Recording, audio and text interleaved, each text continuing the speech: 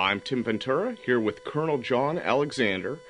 John has worked in a number of roles in the U.S. military, including being a specialist in the development of non-lethal weapons. I called John recently about an unrelated project to the anti-gravity research, but I'd found that he has an incredible background of knowledge, both in terms of the way these projects are handled in the military, as well as the types of technology we're looking at for the future. Can you hear me okay, John? Yes. Oh, okay. Well, I'd like to ask you a little bit about your new book, Winning the War. You've mentioned that to me on several occasions, and one of the things that it seems to be pertinent to is the current situation in the Middle East in terms of helping to keep the peace, as well as the future of technologies to enforce justice, I guess, while not injuring people in the way that older weapon systems have. Well, probably a bit broader.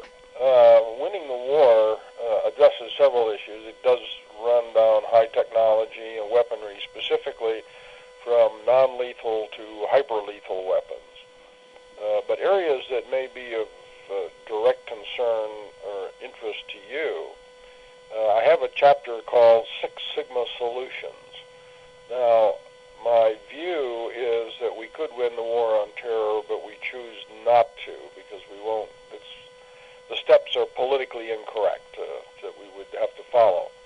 Having said that, I do hypothesize that we have entered the next world war, and it is religious.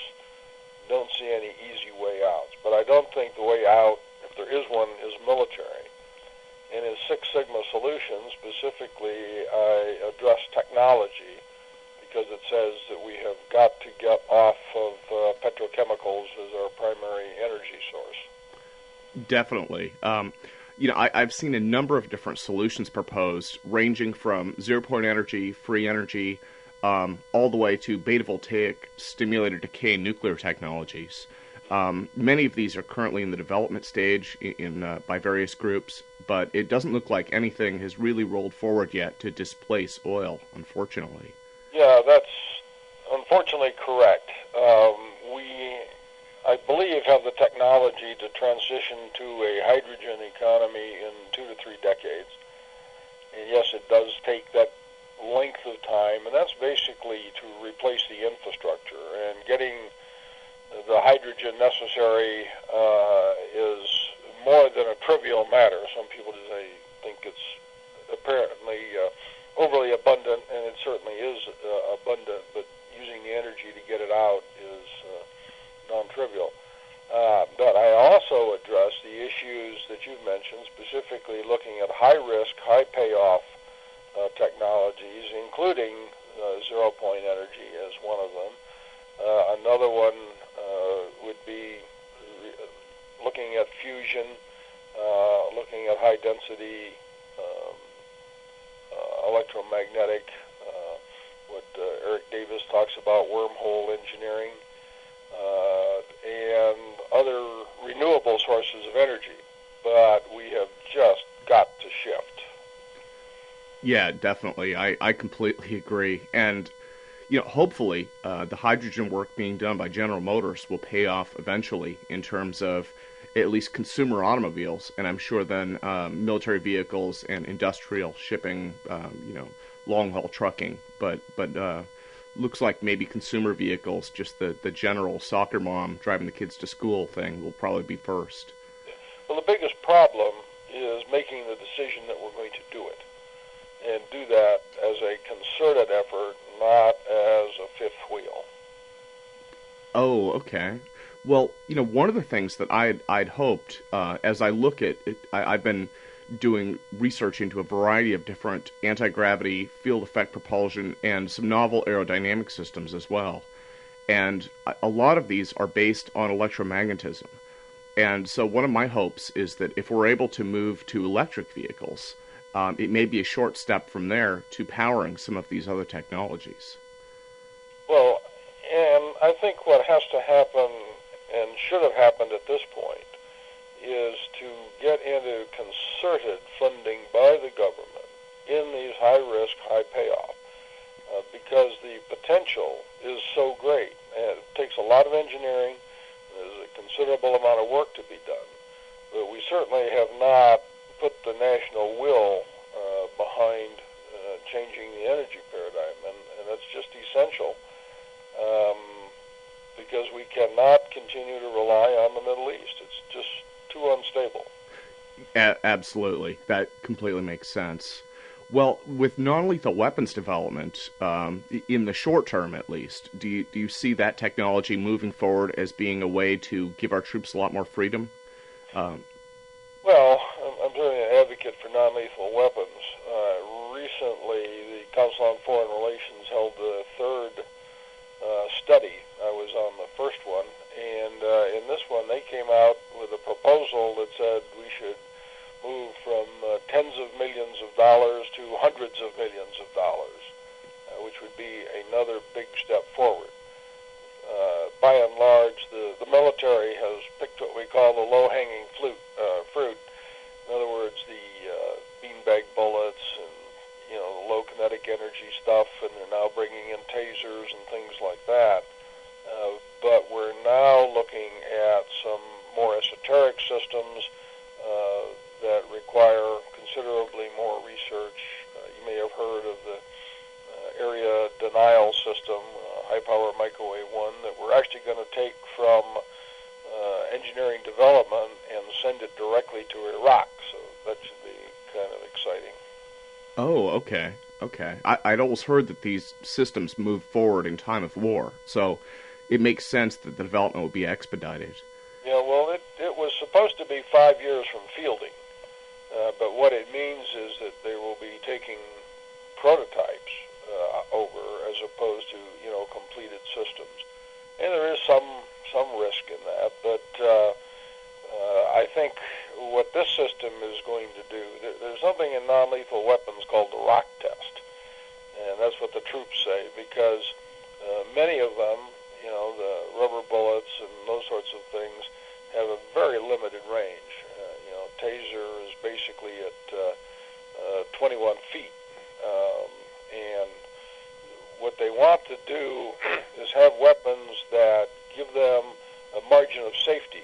In other words, is it further than a young adolescent can throw a rock, which is about 180 feet. So we'd like something that can reach out and touch people without putting our folks at risk. Oh, okay. Well, one of the spin-offs of the Hutchison Effect, and I recently did an interview with John and then a gentleman named Ted Gagnon down in Southern California, is looking at a variety of these effects that may apply in many ways to non-lethal weapons. The Hutchison Effect has also been really interesting because it appears to have a large anti-gravity effect. From what I've been able to see, I know there have been rumors that it could have been possibly even a psychokinetic effect. I looked at it as possibly harmonic frequencies, just a very complex scalar effect. Do you think something like that, if it was harnessed, might be able to be used for something like force fields, perhaps? Well, the problem there is that's a huge if. As you know, I funded John's work more than 2 decades ago. I helped him do some of the pioneering stuff. They were to redo some experiments, and when we came to do the show and tell, where we had the independent body of observers, absolutely nothing happened. Now, I had worked around him enough to have come to the conclusion that I think at times something happens. The problem is getting that something under control so that it can be replicated. And John sometimes has success with that, and unfortunately it doesn't often happen when there are independent observers around. Definitely. Well, if it was able to be harnessed, that would definitely be a big step forward for my research in terms of the largest lifter that I have now lifts just about a pound of payload, and they're really lightweight and very delicate. And so those have been things that I've been trying to work on in terms of just strength and more power. And one of the things I've noticed is that as much fun as they are, they're very linear. And in a way, they would almost be better for development by an aircraft company, a place that had the resources and the engineering power to really sit down, invest some time and money in it, and develop something. I'm not sure if that'll happen because the development cycle for aircraft is so much farther along, and in some ways, the lifters don't have that many more advantages than aircraft do. But at the same time, having seen some of the videotapes from the 1980s, John was able to have, I think at one point there was a 70-pound bowling ball, 80-pound, I believe actually maybe it would have been a cannonball that was levitating. There were many things that were lifted. One of the most interesting aspects of it was they were not on metal. In other words, this wasn't a big magnet, because there were things that were non-ferrous that were being lifted and floating about. But he also got a variety of effects. There were items that were, had destructive consequences, literally evaporate. They had items that, for instance, milled bars that had been, engineered for specific tasks. The strength is known, and it would be exposed to the field, and one end of the bar would be as hard as it normally is, and the other end would be like butter. And you just couldn't explain that. There were items that twisted with multiple substances, from aluminum, wood, iron screws. I mean, it was just bizarre the way you'd have this, range of effects. But again, when you said, okay, let's watch this and see what's happening, so you could try to put something together, it just never wanted to comply. And that was one of the reasons why I asked John the question about whether or not he was part of the system. Oh, sure. That would make sense. Well, and it must have been very frustrating also, because when you're working on a project, putting money into development and research and study, to have effects, but then have them be unexpected and unreplicable, in a lot of ways. Let me give you one example. We had a major show and tell scheduled, and John was set up to do that, and I had flown into Vancouver specifically for it, and the day before, they had set up the experiment and had it running and started getting effects, and they shut it off and didn't touch it. No tweaking the knobs or anything like that, thinking that, okay, the next day we'll come back in, throw the switch, and we ought to get the same thing that we got, just a day prior. And the problem is they turned it on and nothing happened. And then eventually the thing that happened was they literally burned up the machine. It caught fire, and we had to wait a couple of days while they were getting some new parts to, continue with the demonstration. Oh, okay. Well, in terms of the psychokinetic aspect, that's something that I know virtually nothing about. But I've wondered, remote viewing has been becoming more and more well-known, I guess. And I understand that the military had done some research, at least, into that in the 1980s, late 70s, early 80s. Do you think that might have any... It continued through the mid-90s. Oh, okay. And it was a 20-year project. Well, I'd wonder if that might have any applications, at least in terms of, it seems like the idea of cross-correlating some of the remote viewers' predictions, I'm not sure if that would apply to anything like psychokinesis, but if it was possible to develop a program like that, it might offer some very unique non-lethal weapon solutions. Well, again, in winning the war, I addressed, in the Six Sigma solutions, there were two sub-elements in the chapter. One of them had to do with strategic application of remote viewing, but there I was talking primarily about the ability to access data. As we know, one of the biggest problems in counterterrorism is knowing when and where and what's going to happen and being at the right place at the right time. And the classic intelligence tools are problematic at best. For everything they've done, nobody's ever been able to get inside of Al-Qaeda, for instance. And so having something that could predict events or tell you when and where to look would be tremendously advantageous. The other piece that is mentioned in winning the war is the use of PK that we've been talking about, or psychokinesis. Now, I think that would have, more direct application from a weaponization standpoint. Sure. Well, in terms of, and again, I should apologize for being stuck on force fields. It's running in the back of my mind at this point. One of the experiments that I'd read about a while ago was Giovanni Modini's and Eugene Podkleanoff working together, and they'd published a report that apparently several major aircraft companies have looked at, and the idea behind it was to create a beam of directed force. And I guess they used a superconducting ball with a spark running from the inside to the outside, and for whatever reason, when it discharged, much in the same way a Van de Graaff generator would, supposedly it produced around 20 pounds of force and was knocking things over in the lab. I wonder if something like that might be useful in terms of future technologies, both in terms of transportation as well as just moving people back, I guess, in a non-lethal weapons situation.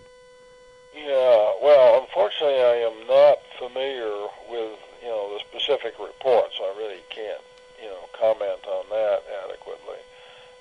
We are looking at a wide range of weapons that put out force, including acoustic systems, to do just that, have the ability to keep people back, because that is one of the major tasks, particularly in what we call peacekeeping or peace support operations, where you have crowds that are ostensibly friendly, and that you have a requirement to use force or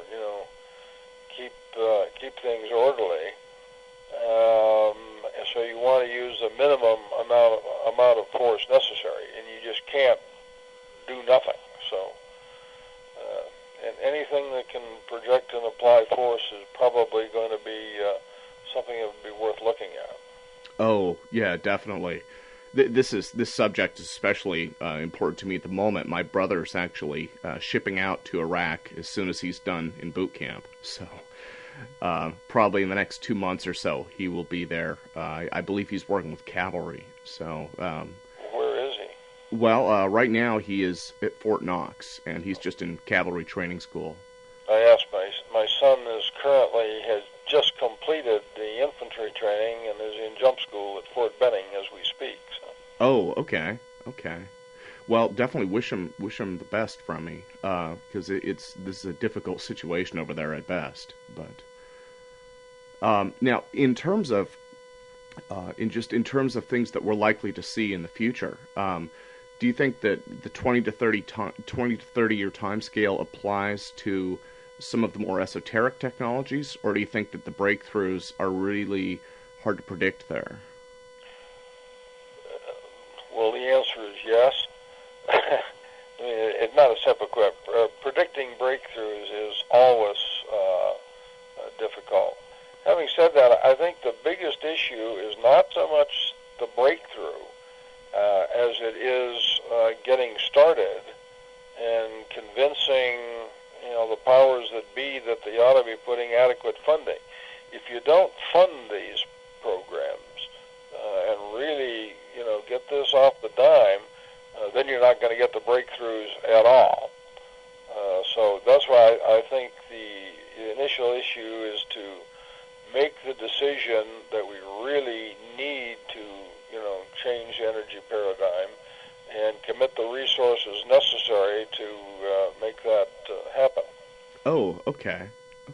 Well, in terms of, I guess just more off-the-cuff questions, this may sound kind of odd, but I've met a lot of military and ex-military personnel both people who have directly been in the military and then peripherally related in terms of contracting. And one of the things that I found is that despite the security classifications, there are always rumors that float around that no one can really substantiate. And I'd always wondered if you'd heard anything interesting that maybe wouldn't have fit in the book, but would have just been interesting in terms of things you weren't able to substantiate, but would have been worth following up on if you'd been in the right place at the right time. I'm not sure where you're going with that. Oh, well, the idea in mind was I've heard from two separate sources, and it's difficult to put any credibility in it at all, but I've heard rumors about a UFO supposedly stored at Edwards, and my thought had actually been that perhaps it was just a prototype device of some type that was being tested. But it would be interesting to see if you'd ever heard rumors about things like that, or I don't know how you can't hear the rumors. And I guess here I would say that my bias is against the probability that these happen. Now, I would tell you that even some friends of ours that who deal in these communities, this is obviously always a topic of interest and great debate. And I come down kind of lonely here because I come down on the fence. Certainly UFOs are real. I think that's proven beyond the shadow of a doubt. But I do not support the notion that we've reverse engineered it or anything like that. And my premise there is that the world is in such critical shape at the moment that if we had had this kind of capability, certainly would have used it by now. I cannot imagine, given the status of the world, that it would remain under wraps. And I've heard all of the arguments about we're going to take over the world and and I just do not agree with those. Sure. Well, it would seem odd that if we had this technology that it wouldn't make it into a field capacity. I guess one possible limitation there would be simply if it's so advanced or so outside of what we currently know that we weren't able to take it apart and reverse engineer it. Well, that is the counter argument, and I have reason to, my personal reason to believe that is not true.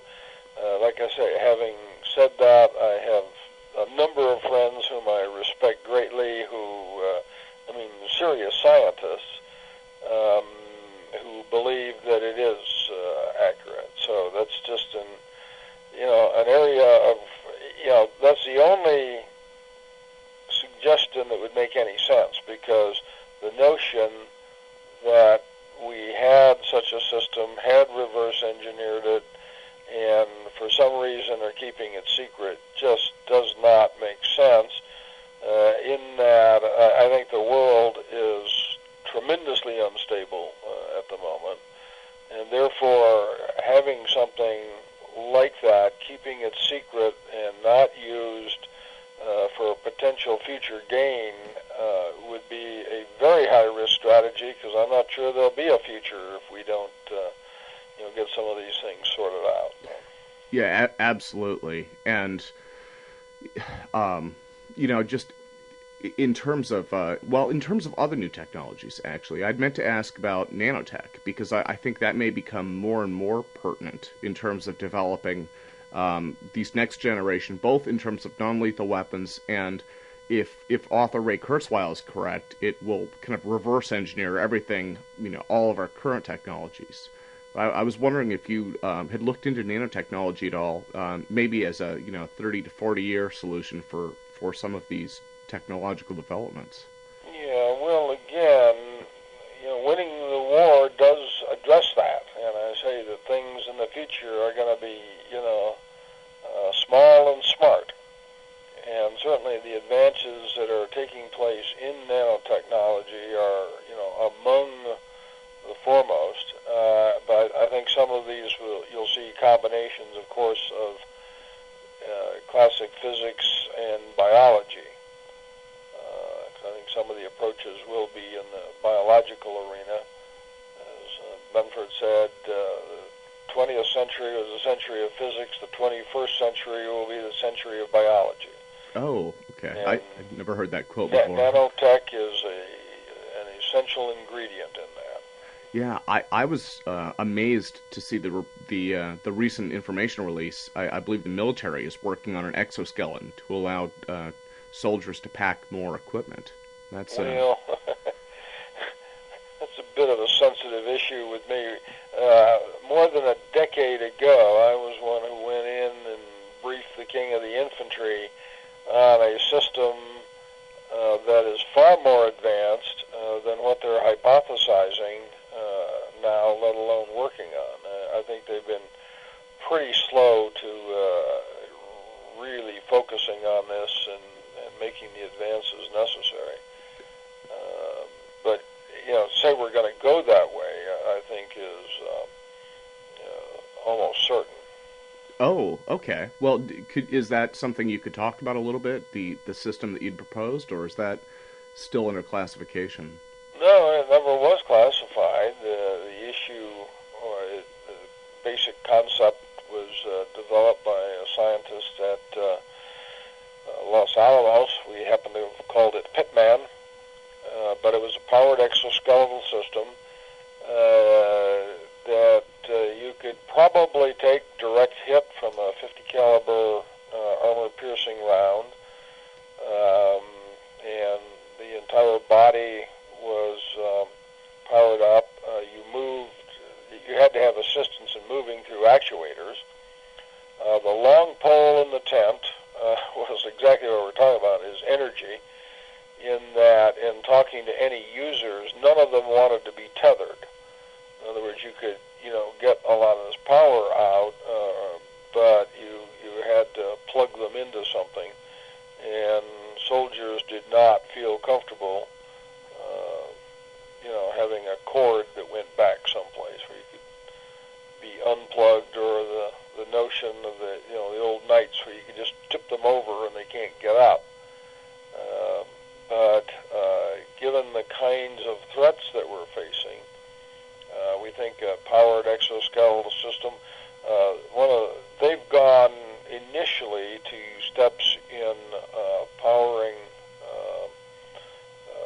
sensor systems, so you can get more distributed information to the soldier.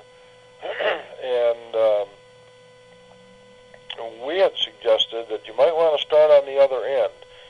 If you look at the injuries that happen to soldiers, I'm not talking necessarily combat injuries, but an awful lot of people are injured just jumping off of trucks when we move them from one place to another.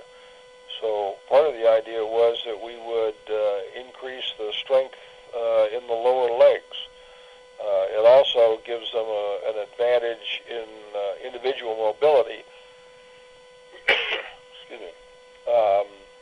Having to move around, and particularly as weapon systems have gotten heavier and heavier. Yeah, definitely. It makes sense that they wouldn't want to be tethered as well. And, one potential, I guess, it would take a lot of development even to be sure if it would work, but one of the things I've been following is beta-voltaic power cells. And they've had a tough time because in some ways they violate some very basic assumptions about nuclear decay. But I guess the underlying idea is that you can increase the speed of decay and turn a radioisotope like strontium-90, I believe that was the one that Paul Brown was researching, into an actual sustained electrical emitter. The benefit being that you could have something the size of a cell phone battery that would be able to power both a suit and a soldier's, if they had a non-lethal weapon that was electrically based. Interestingly, I've seen one of these in operation, and when it was powered up, it wasn't self-sustaining, but it did ring like a bell. It definitely produced more energy than it otherwise would have. So perhaps technologies like that might help make these things a reality.